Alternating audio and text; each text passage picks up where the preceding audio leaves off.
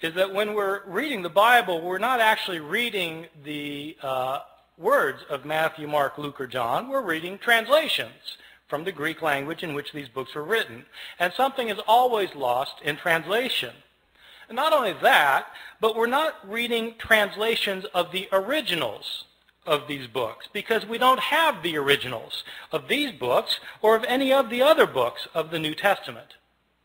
What we have are copies made centuries later, many of them many, many centuries later.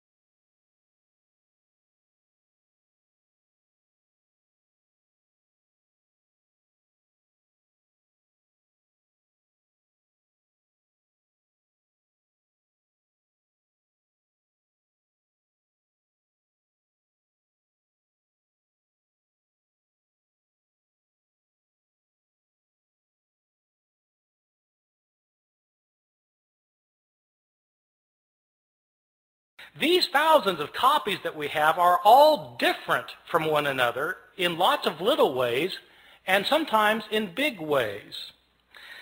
There are places where we don't know what the authors of the New Testament originally wrote. So an author like Mark, the author of our first gospel, sat down and wrote out one day his gospel about Jesus. Now, we don't know where Mark actually lived. Some scholars have thought that Mark maybe lived in Rome. So let's say he lived in Rome. Mark writes his book. Well, how does this book get into circulation? The problem is we're dealing with an age in which there were no Xerox machines. There wasn't desktop publishing yet, no PDF files. In fact, there wasn't carbon paper. How did people get copies of books? Well, in the ancient world, the only way to get a copy of a book was to copy it by hand. One page, one sentence, one word, one letter at a time. Mark makes his book, and somebody in his community wants another copy of it. And so that person either makes a copy himself or has somebody else make a copy for him. Now, part of the problem is that in the ancient world, at this time period in the Roman Empire, probably something like 90% of the population was illiterate, couldn't read or write. So not anybody could just make a copy. And most people who could write couldn't write very well. And so somebody makes a copy. We don't know who it was who made the first copy. We don't know if this person was competent or incompetent, but he made a copy. And probably, if he made a copy of this book by hand, one page, one sentence, one word, one letter at a time, he made mistakes. Now, my students sometimes have difficulty believing that people make mistakes when they copy things by hand. And so I tell them, well, you sit down tonight and copy the Gospel of Mark and see how you do. Well, in fact, they'll make mistakes. Now, here we have a problem created, because we have the second copy of Mark, that is also put in circulation, and somebody wants a copy of Mark, and so they copy the copy. But the copy has mistakes in it. And so the next person who copies it copies the mistakes, thinking that they're the original wording. And the second person also makes mistakes of his own. And so he not only reproduces the mistakes of his predecessor, he introduces his own mistakes. And then another person comes along and copies that copy, making the mistakes of both of his predecessors and creating mistakes of his own. And then that book gets put in. And pretty soon you've got copies around the city of Rome that are all different from one another. Now, a visitor comes to Rome from Ephesus, and they have a church back in Ephesus too, and they want a copy of this gospel, and so he takes his copy, makes a copy, takes it back to Ephesus. And then that copy gets copied, and that copy gets copied, and that copy gets copied. Then somebody comes from Smyrna, and they want a copy. And so it goes for year after year after year. We don't have a copy of Mark until around the year 200. About 150 years after Mark was originally written. So not only do we not have the originals, we don't have the first copies, or the copies of the copies, or the copies of the copies of the copies of the copies, etc., etc. Mistakes were made en route, and these mistakes were replicated. And all of the books of the New Testament, all 27 books, experienced the same fate. And so that is the situation we're dealing with. This is not a situation that's unique to the New Testament. This is a situation that we find for every book from the ancient world.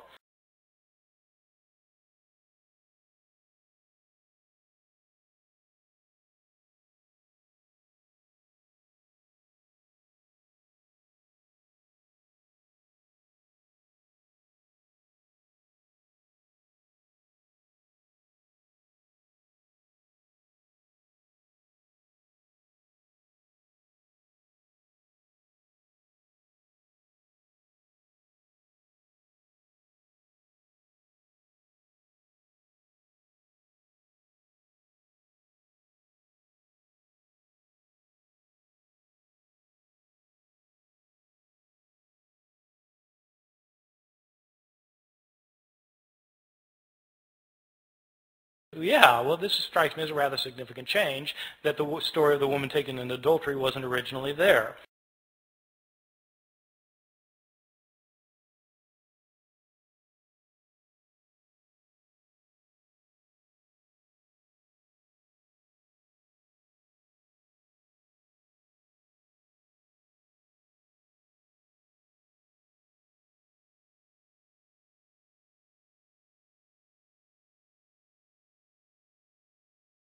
طلعت طبعة جديدة للكتاب المقدس، في أولها ملاحظات تقول دي مزيدة ودي ناقصة في بعض النسخ. طب ما الكلام ده يسكت يا جماعة، غير النسخين يقولوا علينا ايه؟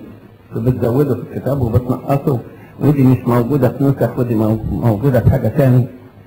يا ريت ان القائمين على طبع الكتاب المقدس يفرقون تماما بين ما يقال في كليات اللاهوت وما يعطى للمؤمن العادي ليقرأه.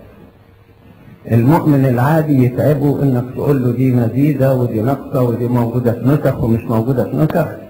These are some of the big differences that you can find in the New Testament manuscripts, and there are all sorts of differences that you find. Some are related to theological disputes of early Christianity, where scribes have changed the text to make it coincide more closely with their own theological views.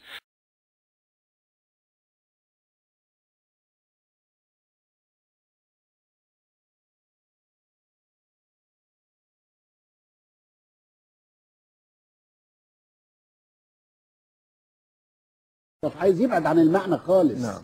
ونحن لا نسمح لإنسان يحرف الكتاب المقدس. المحرف أفاق يقول لنا نشرت فين وجت منين. والمهم ان عمل زي معلمه برضه كاتب لك المرجع فين بالانجليزي. ده كريستيان بايبل. كريستيان بايبل ده احنا عندنا كذا فيرجن من البايبل، انه واحد فيهم. احنا عندنا كذا فيرجن من البايبل، انه واحد فيهم.